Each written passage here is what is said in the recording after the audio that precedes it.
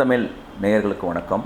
இப்பொழுது நம்மளுடைய அரங்கிற்கு பிரபல பத்திரிகையாளர் திரு வெங்கடேசன் அவர்கள் வந்திருக்கிறார். அவரிடம் இப்போதைய தமிழ்நாட்டினுடைய நிலவரம், இந்த மழை வெள்ள நிலவரம், கல நிலவரம் பற்றி அவரிடம் சில விஷயங்கள் பேசலாம். சார் வணக்கம். வணக்கம் சார். சார், இப்பொழுது தமிழகத்தினுடைய பல்வேறு பிரச்சனைகள் தொடர்ந்து இந்த திமுக ஆட்சி காலத்தில் வலதும் இடதுமாக சில பிரச்சனைகள் போயிட்டுருக்கு. இப்போதைய பிரச்சனைன்னு பார்த்தீங்கன்னா தமிழகம் முழுவதும் பெருசாக இப்பொழுது இந்த மழை வெள்ளத்தால் பாதிக்கப்பட்டிருக்கு. திட்டா புயலால் தமிழகம் முழுவதும் சூழப்பட்டிருக்கிறது. இந்த சூழ்நிலை பார்த்திங்கன்னா ராமேஸ்வரம்லாம் வெள்ளப்பெருக்கு அதிகமாக இருந்துகிட்ருக்கு. இலங்கையை பெரிய லெவலில் மையம் கொண்ட புயல் கிட்டத்தட்ட 200 பேரை உயிர் பலி வாங்கியிருக்கு. இதற்கு சூழ்நிலை இந்த மழை வெள்ளத்துடைய தமிழக அரசினுடைய செயல்பாடுகள் எப்படி இருக்குது, எப்படி பார்க்குறீங்க, என்ன செஞ்சுருக்கணும், என்ன செய்யாமல் இருக்காங்க, உங்களுடைய கருத்து என்ன சார்? என்ன செஞ்சுருக்குன்னா, இங்கே இருக்கக்கூடிய மழை முன்னாடியே வர்றதை கணித்து அதற்கான ஒரு முன்னெச்சரிக்கை நடவடிக்கையை தொடர்ந்து தமிழக அரசு செஞ்சுருக்கணும். ஃபஸ்ட்டு. ரெண்டாவது, இந்த புயல் உலக நாடுகளே புரட்டி போட்ட புயல். தாய்லாந்தை புரட்டி போட்டிருக்கு, இந்தோனேஷியா புரட்டி போட்டிருக்கு, இலங்கையை புரட்டி போட்டிருக்கு. இலங்கை கிட்ட இருக்கக்கூடிய ரொம்ப மிக நெருக்கமாக ஒரு 15 கிலோமீட்டரில் இருக்கக்கூடிய நம்மளுடைய ராமேஸ்வரத்தை புரட்டி போட்டிருக்கிறது. அப்போ டிக்கோ புயல் ஒட்டுமொத்தமாக இலங்கையை புரட்டி போடுறப்ப நாம் அலர்ட்டாக இருக்கணும். ஏன்னா நம்ம அந்த எல்லையில் தான் இருக்கும். அந்த எல்லை தமிழக எல்லையில் தான் வருன்றப்ப இங்கே இருக்கக்கூடிய தமிழக அமைச்சர்களாகட்டும், இங்கே இருக்கக்கூடிய மாண்புமிகு முதலமைச்சராகட்டும், துணை முதலமைச்சராகட்டும் ஃபோட்டோ ஷூட் கொடுத்துட்டு சென்னைக்குள்ளேயே சுற்றுறாங்க. ஏற்கனவே நான் போன மழையிலே வேலூர் மிதந்துச்சு. யார் போனதாகவே தெரில. துரைமுருகன்லாம் எங்கே இருந்தாருனே தெரில. கதிரானந்தெல்லாம் தேடிட்டு இருந்தாங்க எல்லாருமே. உசிலம்பட்டி மிதந்துச்சு, மதுரை மிதந்துச்சு. ஏன் மதுரை மிதந்துச்சுன்னு கேட்டால், மதுரை வீட்டில் இருக்கக்கூடிய மேயர் அவர்களுடைய கணவரும் மேயரும் சேர்ந்து 200 கோடி ரூபா ஊழல் செஞ்சிட்டாங்கன்னு சொல்லி அங்கே இருக்கக்கூடிய ஊராட்சி மன்றங்களாகட்டும், அங்கே இருக்கக்கூடிய பேரூராட்சி நகராட்சியை சேர்ந்த எந்த இடத்துலையும் எந்த பணிகளும் நிறைவடையாத பண்ணல. சம்பாதிக்கிறத மட்டுமே ஒரு நோக்கமாக இவங்க கொண்டு செயல்பட்டதுனால மதுரை அன்றைக்கு மிதந்தது. நிர்வாக சீர்கேடு. இன்றைக்கு அதே மாதிரி இலங்கைக்கு ரொம்ப நெருக்கமாக இருக்கக்கூடிய ராமேஸ்வரம் மிதந்து கொண்டிருக்கிறது. யாருன்னா ஒருத்தர் போய் அங்கே பார்த்தாங்களான்னு கேட்டால் ஒருத்தருமே கிடையாது. சரி, இங்கே தலைநகரில் தான் ஃபோட்டோ ஷூட் நடத்தி எதனா பண்ணுறாங்களே. மாண்புமிகு எதிர்க்கட்சி திரு எடப்பாடி பழனிசாமி அதான் கேட்குறாரு. ஃபோட்டோ ஷூட் நடத்துகிற வேலையை முதல்ல நிப்பாட்டிட்டு, வார் ரூமில் உட்காரதை நிப்பாட்டிட்டு வெளியில் களத்துக்கு வாங்க. களத்தில் மக்களை சந்திங்க, மக்களோட இணைங்க, மக்களுக்கு தைரியம் ஊட்டுங்க. மக்களுக்கு நாங்கள் உங்கள் இருக்கிறோம், உங்கள் தோளோட தோளாக நாங்கள் இந்த அரசு கை கொடுக்குன்றதை பொது வழியில் அவங்களோட நெருக்கமாகுங்கன்னு சொல்லி தான் மாண்புமிகு எதிர்க்கட்சி திரு எடப்பாடி அவர்கள் கேட்குறாரு. இன்றைக்கு மாண்புமிகு துணை முதலமைச்சர் உதயநிதி அவர்கள் கம்ப்யூட்டரே ஆன் பண்ணாமல் மவுஸை தட்டிட்டு மீடியாவுக்கு ஃபுல்லாக போஸ்ட் கொடுக்குறாரு. இது எவ்வளோ பெரிய காமெடி உச்சம் பாருங்கள். அப்போ இது ஒரு ஃபார்மாலிட்டிக்கான வேலைகளை இங்கே திமுக அரசு தொடர்ந்து செய்து கொண்டிருக்கின்றதை நம்ம பொது வழியில் ஒவ்வொரு வாட்டியும் நம்ம வைக்கக்கூடிய கேள்வி. ஏற்கனவே கரூர் சம்பவத்தில் 41 பேர் இறந்து விட்டாங்கன்னா துபாய்க்கு போயிட்டு சார்ட்டர்ட் ஃப்ளைட்டில் பொண்டாட்டி பிள்ளை இறக்கி விட்டு அதே சார்ட்டர்ட் ஃப்ளைட்டில் கரூருக்கு வரார். ரிட்டர்ன் கரூரில் எல்லோரும் வாங்க, கரூரில் இந்த டூரிசம் நடந்துச்சு, உங்கள் துக்கத்தில் நாங்களும் பங்கெடுத்துக்கிறோம், ஒரு ஃபோட்டோ எடுப்பா, start, camera, action. Okay, photo shoot முடிஞ்சிச்சு, எனக்கு ஃப்ளைட்டுக்கு டைம் ஆச்சு, நெக்ஸ்ட் மீட் பண்ணுறேன்ட்டு கிளம்பிட்டார். சார், குறிப்பாக பார்த்தீங்கன்னா இந்த 2015 ஃப்ளட்டாக இருக்கட்டும், 2023 ஃப்ளட்டாக இருக்கட்டும், சென்னை மாநகரம் எந்த வித மாற்றத்தையுமே அனுபவிக்கல. அதாவது எந்த விதமான மாற்றத்துக்குள்ளேயும் வரலை. இங்கே வடிகால் பிரச்சனைகள் இருந்துகிட்டு இருக்குது. ஏற்கனவே பார்த்தீங்கன்னா செம்பரம்பாக்கம் ஏரியா இருக்கட்டும், புழல் ஏரியா இருக்கட்டும், எந்த ஏரியா திறந்தாலுமே பெரிய பிரச்சனையாக இருக்கிறது நம்மளுடைய முகத்துவாரத்துமான வடிகால் தான். இந்த வடிகால் பிரச்சனைன்னு பார்க்கும்பொழுது ஒரு 4000 கோடியை இதுக்காக ஒதுக்கப்பட்டதாக சொல்லியிருந்தாங்க. அதுக்கான பணி நிறைவடைஞ்சிருச்சுன்னு சொன்னாங்க. ஆனால் இவங்க பணி நிறைவடைந்திருந்ததுன்னா இப்போது இதுக்கான உண்மையான நிலவரம் என்னன்னு கேட்டிங்கன்னா, சென்னை மிதக்காமல் இருக்கணும். சென்னை மிதக்கிறதுக்கு காரணம் வடிகால் பிரச்சனை சரி செய்யப்படாததா, முன்பிருந்த மழையும் இந்த மழையும் எப்படி கம்பேர் பண்ணி பார்க்குறீங்க? இந்த 4000 கோடிக்கான பணி நடந்திருக்கா, எப்படி இருக்குது, இந்த நிலவரத்தை எப்படி பார்க்குறீங்க? பல லட்சம் கணக்கான ஹெக்டேர் பயிர்கள் தென் மாவட்டங்களில், டெல்டா மாவட்டங்களில் இன்றைக்கு நீரில் மூழ்கி அழுகிவிட்டன அப்படின்னு ஒரு தகவல் வருது. ஏன் அப்படின்னா, அதையும் மாண்புமிகு எதிர்க்கட்சி திரு எடப்பாடி பழனிசாமி கேட்குறாரு. எந்த கால்வாயும் தூர்வாடப்படவில்லை. கால்வாய் ஏன் தூர்வாடணும்? நீங்கள் கால்வாயை தூர்வாடி ஆழப்படுத்திங்கன்னா, தண்ணி அதன் போக்கில் விட்டிங்கன்னா அது ஆட்டோமேட்டிக்காக எங்கெங்கே என்னென்ன தண்ணி தேவையோ அதை கொடுத்துட்டு கடலில் போய் கலந்துரும். நீங்கள் தூர்வாராமல் இருந்தீங்கன்னா அங்கங்கே ஸ்டக்காகி அது குடியிருப்புக்குள்ளே வரும். நெல் எங்கெங்கே நீங்கள் விளைவித்தீங்களோ பயிர்கள் விளைவித்த இடத்துக்கு வருதான் இன்றைக்கி பல லட்சம் ஹெக்டேர் உள்ள நெல் பயிர்கள் வீணாயிருக்குன்னு ஒரு குற்றச்சாட்டை அவர் நேரடியாக வைக்கிறாரு. அதுக்கு இங்கே பதிலே கிடையாது. இங்கே ஒவ்வொரு வாட்டியும் இங்கே 20 சென்டிமீட்டர் மழை பெஞ்சாலும் ஒரு சொட்டு தண்ணி நிற்காது. இங்கே 15 நேற்று மேயர் சொல்கிறாங்க 15 சென்டிமீட்டர் மழை பெஞ்சாலும் ஒரு சொட்டு தண்ணி நிற்காது. இங்கே அங்கே வடபழனிலேருந்து இங்கே வடத்துக்குள்ளேயும் எத்தனை காவாயை தாண்டி வந்தான்னு எனக்கு தான் தெரியும். அப்போ 4000 கோடி ஏற்கனவே நகராட்சி குடிநீர் வழங்கல் துறை ஒதுக்குனதை பற்றி நேரு பொது வழியில் சொல்கிறாரு. கொசஸ்தலை ஆறில் வந்து கால்வாய் அமைப்பதற்கு 2500 கோடி செலவு பண்ணிட்டோம். 1000 கோடி வந்து மழைநீர் கால்வாய் அமைக்கிறதுக்காக செலவு பண்ணிட்டோம். இன்னும் 1500 கோடி வந்து மழைநீர் கால்வாய் இணைப்பதற்காக செயல் பண்ணிட்டோம். 4000 கோடி செலவு பண்ணிட்டோன்றதை தெளிவாக சொல்கிறார். கரெக்டாக? ஆனால் எங்கே செலவு பண்ணீங்க, எப்படி செலவு பண்ணீங்க? இன்னைக்கு 2021 இன்னைக்கு வரையும் கால்வாய் போட்டுக்கிட்டே இருக்கீங்களா? மழைநீர் கால்வாய் விசுப்படத்தில் சம்சார மின்சாரில் சொல்லுவாங்க பாரு, போடுறான் போட்டுக்கிட்டு இருப்பான், இன்னும் போடுவான். அடுத்த மழையும் வந்து ஆட்சியே முடிய போகுது, இன்னும் காவா போடுறானுங்க. சார் போட்டாங்க, அவங்க பண்ணாங்க விஷயங்கள் இருந்தாலும் அவங்க செஞ்சிருக்கிறதுக்கான ஒரு நிறுவனம் பார்த்தீங்கன்னா தண்ணி வடிகிறது குறையணும். சார் 4000 கோடி செலவு பண்ணாங்க சார், போன மலையில் பார்த்தீங்கன்னா பயங்கரமாக நின்றுது சார் தண்ணி, இப்போ பாதி குறைஞ்சிருச்சு சார் அப்படின்னு ஏதாவது ஒரு நிறுவனம் இருந்ததுன்னா சரி பரவாயில்ல ஏதோ செஞ்சுருக்காங்கன்னு சொல்லலாம்.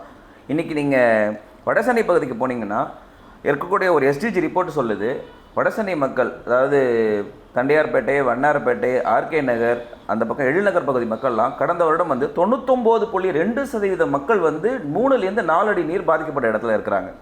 இப்போ கடந்த வருட ரிப்போர்ட் அது 2023க்கான மழை. இப்போது அந்த முகத்துவாரத்தில் தூர்வாரப்படாமல் இந்த வருடம் மழை வந்ததுன்னா எங்கள் வாழ்க்கையும் அதுதானா அப்படின்ற மாதிரி அங்கே இருக்கக்கூடிய வியாசிய தோழர்கள் வந்து பெருவாரியான ஒரு ரிப்போர்ட்டை SDG ரிப்போர்ட்டை கொடுத்துருக்காங்க. பிரச்சனை என்னென்னா அரசியல் தாண்டி இந்த வருடம் பெருமழை வந்தால் சென்னை பாதுகாக்கப்படுமா இல்லை அதே இழப்பு வருமா? ஒரு விஷயம் வந்து உங்களுக்கு தெளிவுபடுத்த விரும்புகிறேன். தமிழ்நாட்டில் குறிப்பாக தலைநகரத்தில் பெரும் மழை இன்னும் வரலை. நார்மல் மழைக்கு தான் இப்போ நம்ம பேசி ஆமாம், பெருங்கொண்ட மழை, மேக வெடிப்போ அது மாதிரி வரல, பெருங்கொண்ட மழையே வரல. சாதாரண மழைக்கே தகுதித்துவம் போட்டுன்னுக்குறோம். வட சென்னையும் தகுதித்துவம் போடுது, தென் சென்னையும் தகுதித்துவம் போடுது, மத்திய சென்னையும் தகுதித்துவம் போடுது. எங்கேயுமே கனெக்டிவிட்டி இல்லை. முதல்ல சென்னைக்குள்ளே நீர்த்தடங்கள் பார்த்திங்கன்னா என்ன நீர்த்தடங்கள்? கொசஸ்தலை ஆறு வரும், அடையாறு ஆறு வரும், கூவம் ஆறு வரும். கரெக்டாக?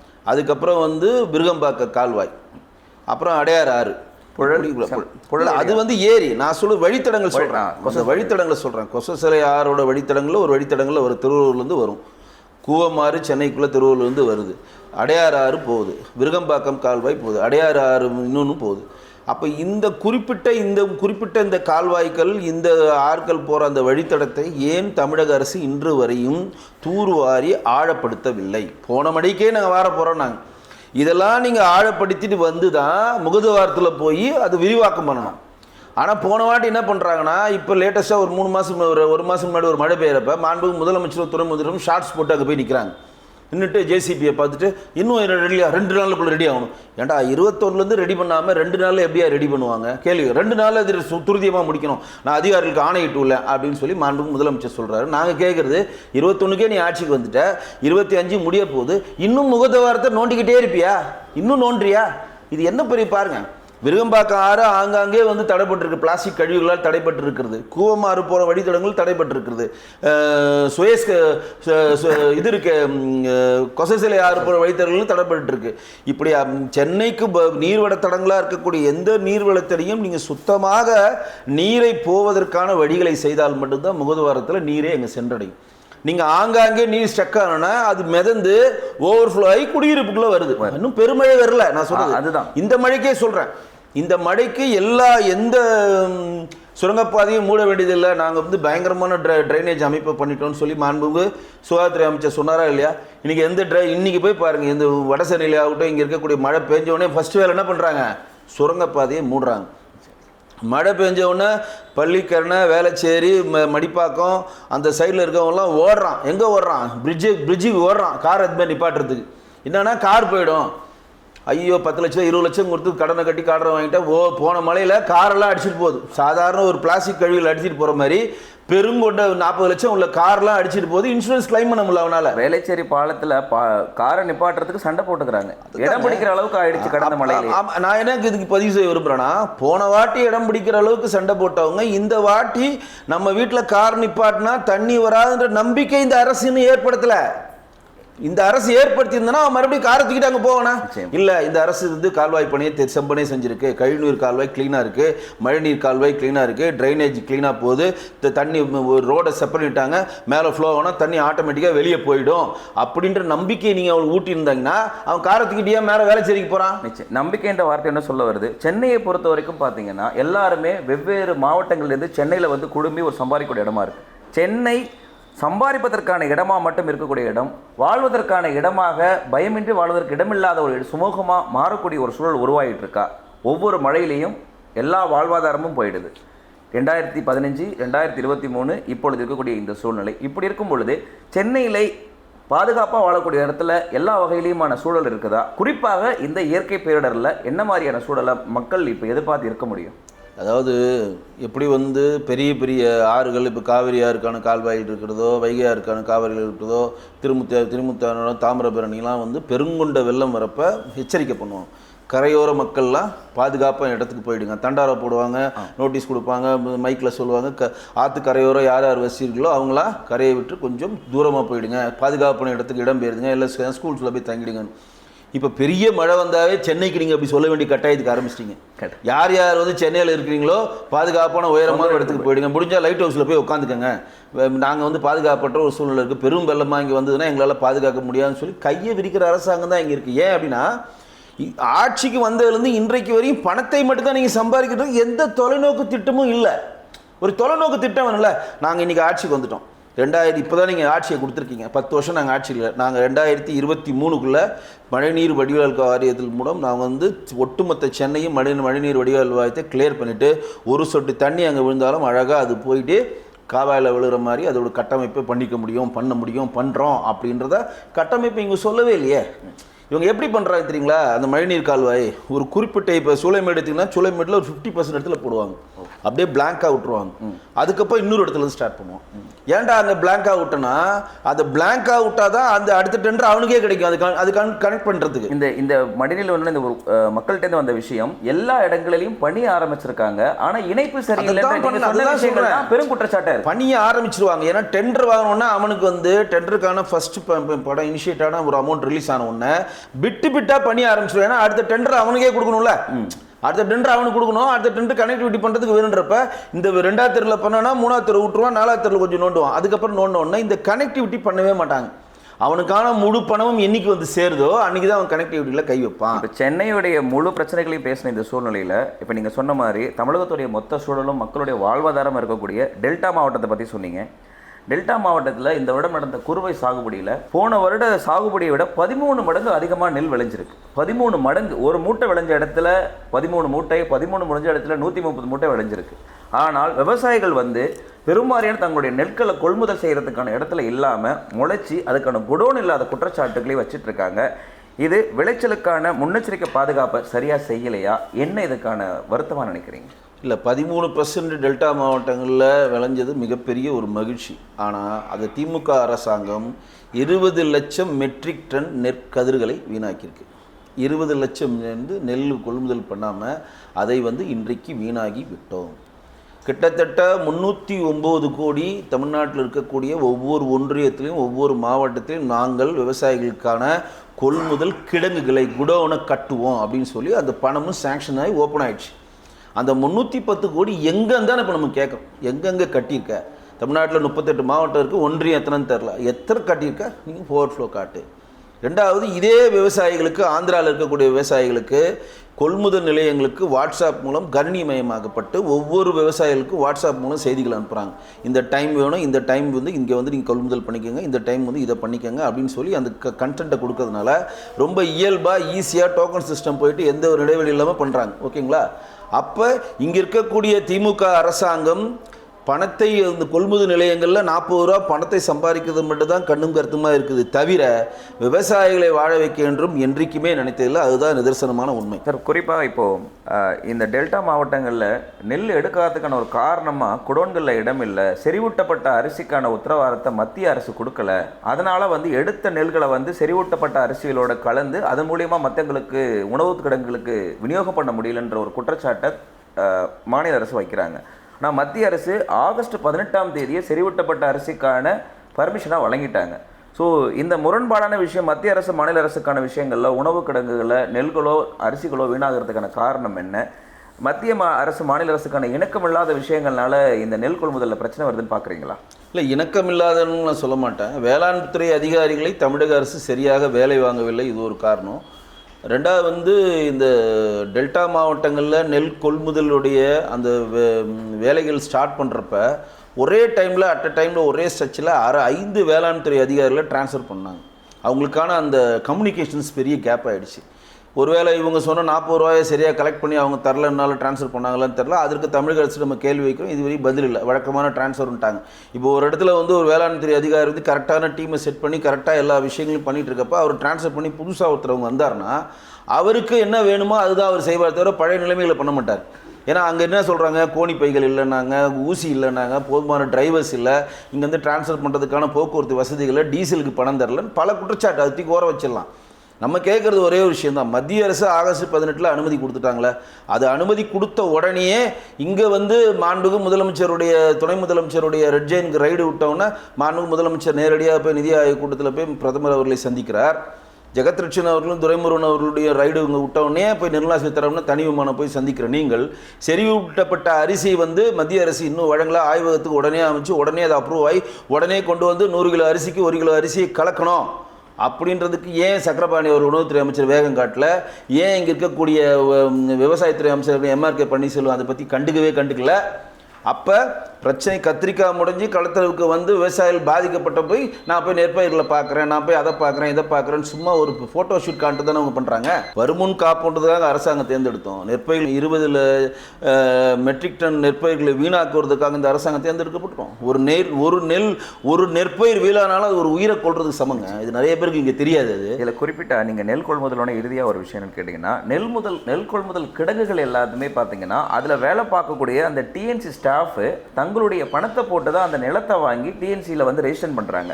ஆனால் முறைப்படி பார்த்தீங்கன்னா ஒரு இடத்துல ஒரு கிடங்கு கட்டணும்னா அந்த இடத்துல யாராவது நிலத்தை தானமாக வழங்கணும், அந்த இடத்துல வழங்கின இடத்துல தான் அரசாங்கம் கட்டிடம் கட்டி கொடுக்கக்கூடிய ஒரு விதியை சொல்கிறாங்க.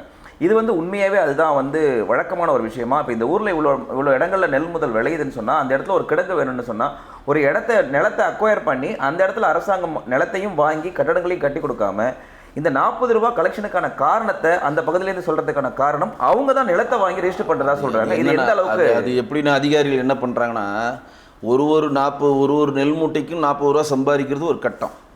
இப்போ 40 ரூபா சம்பாதிச்சது இல்லாமல் ஏங்க இப்போ வந்து கொள்முதல் நிலையம் இல்லைங்க, உங்கள் மூட்டையை எடுத்துகிட்டு போய் அங்கே சேவ் பண்ணணும், ஒரு கிடங்கில் வைக்கணும், அங்கே வந்து குடோனில் வைக்கணும் அப்படின்னா அதற்கான குடோன் ஃபெசிலிட்டி தமிழக அரசுகிட்ட இல்லை. ஆனால் உங்கள் நெல் முதல் சேஃபாக வைக்கணும்னா நாங்கள் ஒரு குடோன் சொல்கிறோம், அங்கே எடுத்து போய் நாங்கள் வச்சிடுறோம், அதுக்கான பணத்தை நீங்கள் கொடுங்க. இது எப்படி பாருங்கள், இவங்களே விளைவிக்கணும், இவங்களே இரவு பகல் வந்து பாம்பு கடியிலேருந்து பூச்சிக்கடியிலேருந்து பாதுகாத்து நிலத்தை பாதுகாக்கணும், நிலத்தை வந்து பயிரிடணும், அதுக்கப்புறம் வந்து அதை அறுவடை பண்ணணும், அதை மூட்டையில் ஏற்றி கொண்டு வந்து அரசாங்கத்திட்ட விற்கிறதுக்கும் ஒரு தலைவலி. அது விற்ற பிறகு அதை பாதுகாப்பான இடத்த வைக்கிறதும் விவசாயிக்கிட்ட வாங்கினீங்கன்னா காலு விளையிற மச்சான் எனக்கு கையும் காலும் தானே மிச்சம். இதானே உண்மை. அப்போ அந்த விவசாயிகிட்ட என்ன கிடைக்கும்? 40 ரூபா கமிஷனையும் வாங்கிக்கிற, ஒரு நெல் கொள்முதல் நாங்கள் குடோன் இல்லை, அதற்கான சம்பளத்தை நீங்களாம் ஒரு யூனிட்டியாக தானே இருப்பாங்க. இப்போ தூத்துக்குடி நெல் விற்பனையாளர் சங்கம்னு ஒரு சங்கம் வச்சு இந்த சங்கம் மூலம் 1000 ஏட்டாவதுனா அந்த சங்கத்தில் நீங்கள் கட்டியிருக்கா நாங்கள் குடோனில் சேஃபாக வச்சுக்கிறோம், அதுக்கப்புறம் இடம் போட்டு உங்களுக்கு கொடுத்துருவோம் சொல்லி அதையும் மக்கள் விவசாயத்தில் கட்டினீங்கன்னா விவசாயிகள் கையில் என்ன மிச்சமாகும்? இது புரிஞ்சுக்கணும். இது வந்து இங்கே இருக்கக்கூடிய அதனால தான் மாண்புமிகு எதிர்க்கட்சித் தலைவர் எடப்பாடி பழனிசாமி தெளிவாக சொன்னார், என்னை வந்து விவசாயிகள் துரோகி நீங்கள் சொல்கிறீங்களே, நாங்கள் வந்து ஒவ்வொரு முறையும் ஒரு விவசாய தானியங்களையும் நெற்பயிர்களையும் நான் வச்சுட்டு நான் எது தானியம் எது நெற்பயிர்கள் என்னென்ன ரகம் நான் சொல்கிறேன், இங்கே இருக்கக்கூடிய மாண்புமிகு முதலமைச்சர் சொல்லுவாரான்னு ஓப்பன் சேலஞ்ச் விட்டார். அதுக்கு இங்கே பதிலே கிடையாது. ஓப்பன் சேலஞ்சே சொல்கிறார், நான் சொல்கிறேன், நீங்களால் சொல்ல முடியுமா? இப்போ டெல்டா மாவட்டங்களையும் வேளாண்மை மண்டலமாக அறிவிச்சது எந்த ஆட்சி? அதிமுக ஆட்சி தானே. நீங்கள் அதே டெல்டா மாவட்டத்தில் மீத்தேன் கொடுத்தீங்களா இல்லையா? அப்புறம் தெரியாமல் கையெழுத்து போட்டால் நீங்கள் தானே சொன்னீங்க. திருவண்ணாமலையில் விவசாய நிலத்தை கையகப்படுத்துறதுக்கான தடியடி எடுத்து அங்கே இருக்கக்கூடிய விவசாயிகள் குண்டாஸ் போட்டது யார் ஆட்சி? இவங்க ஆட்சி. கரும்பு விவசாயிகளை பார்க்க போகிறோன்ட்டு காங்கிரீட் ரோடை போட்டு அதில் செருப்பு காலம் நடந்தது யார்? இவங்க ஆட்சி, திமுக ஆட்சி. தஞ்சாவூரில் வந்து விவசாயிகள் வந்து கருப்பு கொடி காட்டுறான்னு எல்லா விவசாயிகளும் தடியடி எடுத்து ஆட்சி எந்த ஆட்சி? திமுக ஆட்சி. கடலூரில் தீபாவளிக்கு நாள் இடி தாங்கி 5 விவசாயி செத்தான். இன்றைக்கி வரையும் திமுக காரையவனும் அங்கே போய் எட்டி பார்க்கல. அந்த ஆட்சியினுடைய அவ்வளோ விவசாயிகளுக்கான கொடுக்குற மதிப்பு இவங்களுக்கு இவ்வளோ தான். அப்போ விவசாயிகளுக்கு தொடர்ந்து இந்த அரசாங்கம் துரோகம் இழைத்து கொண்டிருக்கிறது அப்படின்றது தான் நிதர்சனமான உண்மை. இந்த இடிதாங்கி இறந்ததுக்கான இறுதி கேள்வி என்ன சொல்கிறாங்கன்னா, கள்ளச்சாராயம் குடித்து இறந்தவங்களுக்கு 10 லட்ச ரூபா வழங்குறாங்க. இடி இடித்து இறந்த குடும்பங்களுக்கு 2 லட்சமும் 3 லட்சமும் வழங்குறாங்க. இயற்கை இடர்பாடலில் ஒரு விவசாய மண்ணில் இறந்திருக்கான். இதற்கான அந்த இழப்பீடு பணத்தை அதிகப்படுத்துறதுக்கான ஒரு வாய்ப்பை வந்து எந்த அரசாங்கமும் இவ்வளோ தான் செய்யுமா? இதை எதிர்பார்க்கறது எப்படி பாதிக்கப்பட்டவங்களுடைய? அதாவது இடி இடித்தவுடனே அதற்கான இழப்பீடை முதலமைச்சர் பொது நிவாரண நிதியிலிருந்து ஒரு விவசாயிக்கும் 5 லட்சம் கொடுக்க சொல்லி முதலமைச்சர் ஆர்டர் போட்டார். ஆனால் விவசாயத்துறை அமைச்சராக இருக்கக்கூடிய எம்ஆர்கே பன்னீர்செல்வம் மாவட்டத்தில் அது நடந்திருக்கு, கடலூர். அவரே போய் பார்க்கல. உணவுத்துறை அமைச்சர் சக்கரபாணியும் பார்க்கல. இன்றைக்கி வரையும் அந்த 5 குடும்பத்திற்கும் அந்த 5 லட்சம் வந்து போயிடுச்சான்ற நியூஸ் இன்றைக்கி வரையும் நமக்கு தெரியல. அங்கே நில கலவரத்தில் போகிறப்ப வரல அப்படின்னு தான் சொன்னாங்க. அப்போ கள்ளச்சாராயம் மூலம் ஒருத்தர் வந்து சாப்பிட்டு இறந்தாங்கன்னா அவன் மூலம் வருமானம் வருதில்ல. அவன் டாஸ்மார்க்கு போனால் பணம் சம்பாரிச்சு கொடுக்குறான், தொடர்ந்து அரசாங்கத்து வருமானத்தை கொடுக்குறான், அரசாங்க கஜானாவை நிலப்புகிறான். விவசாயத்தில் 40 ரூபா தானே வருது ஒரு மூட்டைக்கு. அப்போ இதோட வருமானம் இது ஜாஸ்தி இல்லை. அதனால தான் அங்கே 10 லட்சம். பட்டாசு தொழிற்சாலையில் யாருன்னா இறந்தால் வெறும் 2 லட்சம், விவசாயிகள் யாருன்னா எடுத்தால் வெறும் 2 லட்சம், ஆக்சிடென்ட்டில் யாருன்னா பஸ்ஸில் இருந்தாங்கன்னா வெறும் 2 லட்சம். ஆனால் இப்போ இருக்கக்கூடிய அந்த கள்ளக்குறிச்சி ஆகட்டும், செங்கல்பட்டு ஆகட்டும், மரக்காணம் ஆகட்டும், அங்கெல்லாம் சில தாய்மார்கள்லாம் புருஷனை கள்ளச்சாராய குடிக்கிறதுக்கு ஊக்குவிக்கிறாங்கலாம் கூட சொல்கிறாங்க. நீ செத்தினா 10 லட்சம் ஸ்ட்ரைட்டாக வரியா, குடியா நல்லா அப்படின்னு சொல்கிற மாதிரிலாம் கூட வருது. இது எவ்வளோ பெரிய அவலன்றது திமுகவில் இருக்கக்கூடிய ஆட்கள் வந்து உணரணும். ஓகே சார், இறுதியாக ஒரே ஒரு விஷயம். இப்போ இருக்கக்கூடிய இந்த டெல்டா தொடர் அடைமழையில் வந்து பாதிக்கப்பட்ட குறுவை முடிந்து தாளடி சம்பா பயிர் முழுவதுமாக விளங்கிடுச்சு. அது கொடுத்து நேற்று எம்ஆர்கே கேகேஎஸ்எஸ்ஆர் அமைச்சர் சொல்லும் பொழுது எந்த இடங்களில் 33% வந்து பாதிக்கப்பட்டிருக்கோ அதற்கான இழப்பீடு உடனடியாக வழங்கப்படும், மத்திய அரசு ஒப்புதலோடுன்றாரு. அது பாதிப்புக்கான அந்த இழப்பீடு 33% எல்லா இடங்களையும் பாதிக்கிறதுக்கான விரைந்து செய்வதற்கான வழி என்ன தமிழக அரசு எடுக்கணும்? அதாவது இந்த முறை பாதிக்கப்பட்டவர்களுக்கு வருகிற நிவாரணத்துக்கு ஓரம் கட்டுங்க. போன முறை பாதிக்கப்பட்டவர்களே இன்னும் விவசாயிகள் 72 கோடி வந்து தமிழக அரசினுடைய அதிகாரிகள் வந்து ஆய்வு செய்யப்பட்டு அரசாங்கம் வழங்கும் சொல்லி ப்ராமிஸ் பண்ணதே இன்னும் வழங்கலை. போன முறை பாதிக்கப்பட்டதுக்கே நீங்கள் இன்னும் வழங்கலை. அதை கொடுத்துட்டு அதுக்கப்புறம் இங்கே வாங்க. நம்மளுடைய நம் தமிழ் தொலைக்காட்சிக்காக இப்போ இருக்கக்கூடிய கள்ள நிலவரம், அதாவது அடைமழை மற்றும் டெல்டா மாவட்டங்கள் பாதிப்பு என பல்வேறு இடங்களில் தமிழக மக்கள் இன்னர் இடர்பாடுகள் இருக்கக்கூடிய இந்த சூழ்நிலையில் அது தொடர்பான நிலைப்பாடுகள், தமிழக அரசினுடைய நிலவரங்கள், ஆட்சி முறைகள் மற்றும் பல்வேறு விஷயங்களை நம்மளிடம் வந்து மிக தெளிவாக விளக்கி இருக்கின்றதற்காக திரு வெங்கடேஷ் அவர்களுக்கு நன்றி தெரிவித்து. நன்றி.